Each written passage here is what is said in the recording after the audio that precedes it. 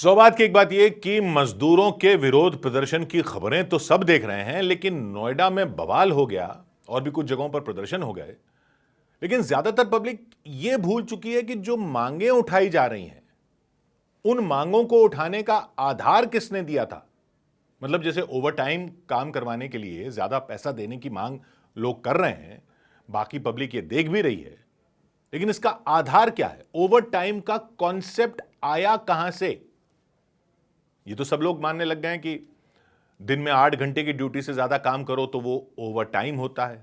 8 घंटे का टाइम होता है, उससे ज्यादा ओवर टाइम होता है। लेकिन ड्यूटी 8 घंटे की ही क्यों? किसने तय किया? ये 10 घंटे के बाद ओवर टाइम क्यों नहीं, या 4 घंटे के बाद ही क्यों नहीं? किसी ने कभी तो तय किया होगा ना कि एक दिन की ड्यूटी का मतलब 8 घंटे काम करने को माना जाएगा। तो कब हुआ था ये जानना इसलिए जरूरी है क्योंकि जिसने ये तय किया था उसको याद तो सब करते हैं, लेकिन इस पहलू के बारे में जानते नहीं है। और पब्लिक जानेगी भी कैसे? इतिहास जो पढ़ाए जाते हैं, जिनकी बात की जाती है, वो इतिहास होते हैं राजा महाराजाओं के, जंगों के, आंदोलनों के, राजघरानों के, आजादी की लड़ाइयों के।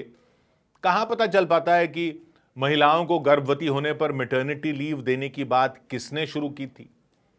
जो नियम आज पब्लिक की जिंदगी को चला रहे हैं, उनको बनवाने वाले कौन थे? असली हीरो तो वो हुए ना। पब्लिक के लिए तो असली हीरो वो हुए जिन्होंने वो काम किए जिनसे पब्लिक आज जी रही है। इसलिए ये इतिहास भी जान लेना चाहिए, और आज के दिन तो जान लेना ही चाहिए।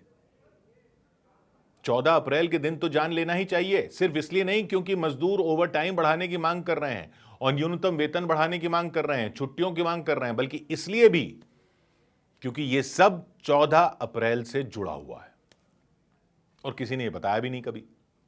तो ये अंग्रेजों के जमाने की बात है। ब्रिटिश राज में भारत पर ब्रिटेन की तरफ से राज करता था वाइसरॉय। ये तो शायद आप जानते होंगे। ये जो दिल्ली में राष्ट्रपति भवन है, ये वाइसरॉय हाउस हुआ करता था। यहां रहता था ब्रिटेन की महारानी या महाराजा का नुमाइंदा, वही भारत पर राज करता था। यानी आज के प्रधानमंत्री और राष्ट्रपति दोनों की ताकत वाइसरॉय के पास होती थी। और उसकी सरकार कैसे चलती थी? कौन चलाता था सरकार? नियम कानून बनाने के लिए और नियम कानून लागू करवाने के लिए उसका भी एक मंत्रिमंडल की तरह संगठन होता था। उसको कहते थे वाइसरॉयज एग्जीक्यूटिव काउंसिल। तो वाइसरॉयज एग्जीक्यूटिव काउंसिल ब्रिटिश राज के समय भारत में सबसे ऊंची प्रशासनिक संस्था थी। इस काउंसिल के मेंबर वाइसरॉय को सलाह देने के लिए होते थे। मतलब एक तरह से सरकार के मंत्री, ब्रिटिश सरकार के भारत में मंत्री उस वक्त ये लोग थे। तो ये काउंसिल एक तरह से वाइसरॉय की कैबिनेट थी। हर सदस्य को एक पोर्टफोलियो सौंपा जाता था, बाकायदा विभाग सौंपा जाता था, जैसे home, finance, law, defence, labour वगैरह वगैरह। जैसे आजकल मंत्रालय होते हैं वैसे ही इस काउंसिल के सदस्य मिलकर देश के बड़े फैसले लेते थे, कानून बनाते थे, सरकार चलाते थे। तो दूसरी वर्ल्ड वॉर शुरू हुई 1939 में, 1939 में। तो इस काउंसिल का रोल बहुत अहम हो गया, क्योंकि ब्रिटेन ने वर्ल्ड वॉर कैसे लड़ी? भारत की अर्थव्यवस्था से ही तो लड़ी। भारत पर राज करने के दम पर ही तो वर्ल्ड वॉर में ब्रिटेन कूदा था। पैसा यहां से आना था, भारत से ही सैनिक चाहिए थे, भारत से ही सारे संसाधन चाहिए थे, भारत की ही फैक्ट्रियों में सब सामान बन रहा था जो ब्रिटेन भेजा जा रहा था। तो सरकार ऐसे चले कि भारत की अर्थव्यवस्था चलती रहे, ये अंग्रेजों के लिए बहुत अहम हो गया था। 1942 में दूसरा विश्व युद्ध अपने चरम पर था। ब्रिटेन को भारत के मजदूरों, फैक्ट्रियों, खदानों से बहुत काम चाहिए था। मजदूरों से बहुत काम लिया जाने लगा। ऐसी हालत हो गई कि हड़तालें भी होनी शुरू हो गई कि बहुत काम लिया जा रहा है। लेकिन युद्ध के लिए उत्पादन बढ़ाना जरूरी था अंग्रेज सरकार के लिए। वाइसरॉय थे लॉर्ड लिनलिथगो। लॉर्ड लिनलिथगो, उन्होंने अपनी काउंसिल में फिर और सदस्य शामिल किए और लेबर विभाग यानी मजदूरों के विभाग के लिए भी नए सदस्य को शामिल किया। यानी एक तरह से ये समझ लीजिए उस टाइम की ब्रिटिश सरकार में वो भारत के लेबर मिनिस्टर थे।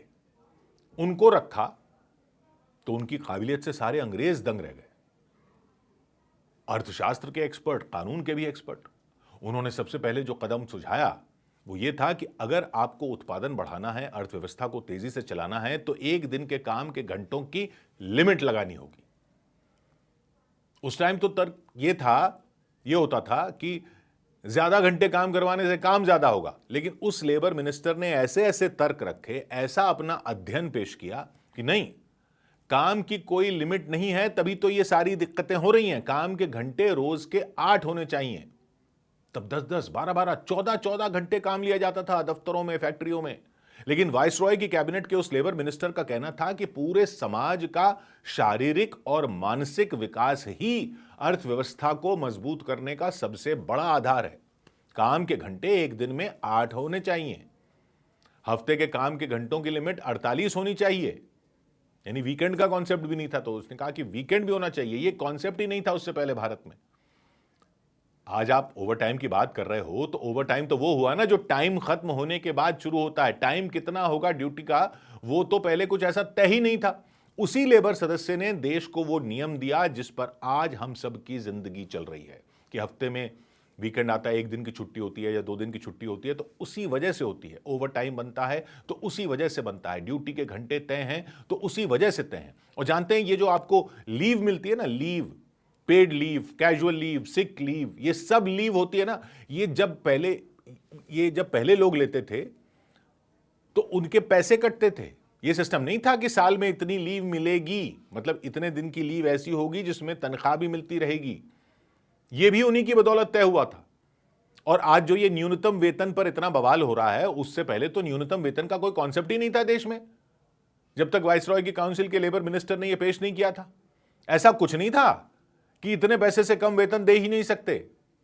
और सुनिए, मैटरनिटी लीव, मैटरनिटी लीव का कॉन्सेप्ट भी भारत में उन्होंने दिया। महिलाएं अगर नौकरी करती थीं और गर्भवती हो जाती थीं तो उनको तो नौकरी ही छोड़नी पड़ती थी। वो भी एक टाइम था देश में, या बिना तनख्वाह के छुट्टी लेनी पड़ती थी। मैटरनिटी लीव का कॉन्सेप्ट नहीं था देश में। वो हालांकि 1942 में नहीं आया, वो 1928 में तब के बॉम्बे प्रांत में लाया गया था। लेकिन लाने वाले शख्स वही थे जो बाद में वाइसरॉय की एग्जीक्यूटिव काउंसिल में शामिल हुए। तो अब आप खुद ही सोचिए कि हम सब आज उन्हीं फैसलों की वजह से ये जीवन इस तरह से जी पा रहे हैं जो फैसले उन्होंने उस वक्त करवा लिए थे अंग्रेज सरकार से। और ज्यादातर लोगों को वो इतिहास पता ही नहीं, क्योंकि शायद किसी ने बताना जरूरी नहीं समझा। तो 14 अप्रैल का इस सबसे क्या लेना देना है? यह लेना देना है कि 14 अप्रैल उस व्यक्ति का जन्मदिन होता है। अब सही समझा आपने, भीमराव रामजी अंबेडकर।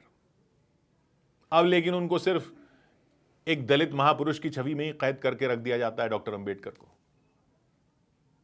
उन्होंने करवाया ये सब।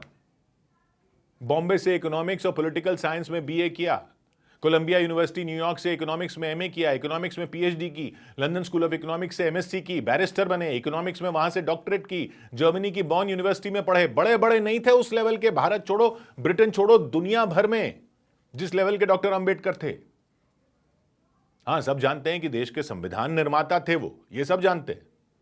लेकिन और क्या क्या किया उन्होंने, वो तो पता ही नहीं ज्यादातर पब्लिक को। ये सब उन्होंने किया। और ये तो छोड़िए, रुपए पर उनके अध्ययन के आधार पर रिजर्व बैंक की पॉलिसियां बनती हैं। और भी न जाने कितने विषय हैं जिन पर अंबेडकर अपनी छाप छोड़कर गए। सिर्फ दलित आइकॉन नहीं थे वो। अब पॉलिटिक्स के चश्मे ने उनको सिर्फ एक दलित नेता बनाकर रख दिया है। वो पूरे देश के आइकॉन है।